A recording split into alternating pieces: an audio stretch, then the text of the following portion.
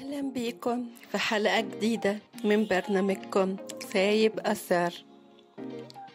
في حاجات مش بيخربها الناس، احنا اللي بنخربها بإيدينا، مش عشان احنا وحشين لكن علشان خايفين.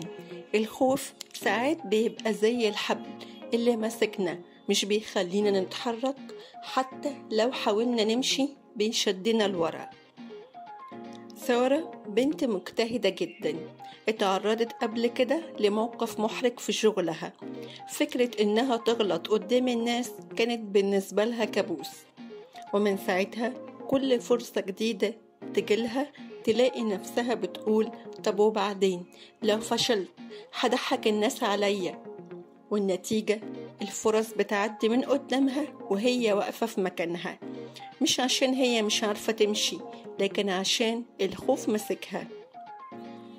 الخوف مش دايما بيكون عدو، أوقات بيحمينا، لكن لما يزيد بيبقى زي الحارس اللي قافل علينا الباب من جوه. بنسمع صوت جوانا بيقول خليك هنا أمان، بس الحقيقة إن الأمان المبالغ فيه بيقتل التجربة، بيقتل التعلم، بيقتل الفرص.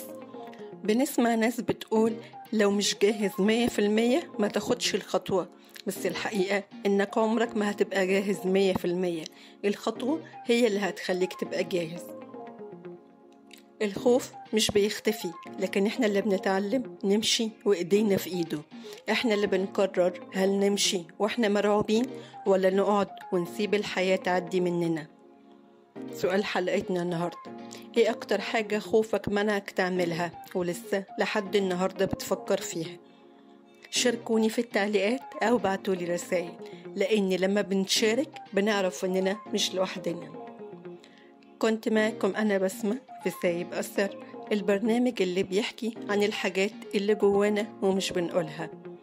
استنوني كل يوم سبت واثنين واربع الساعة 6 على اليوتيوب، وخليكم فاكرين سايب أثر قريب لقلبك. أشوفكم الحلقة الجاية.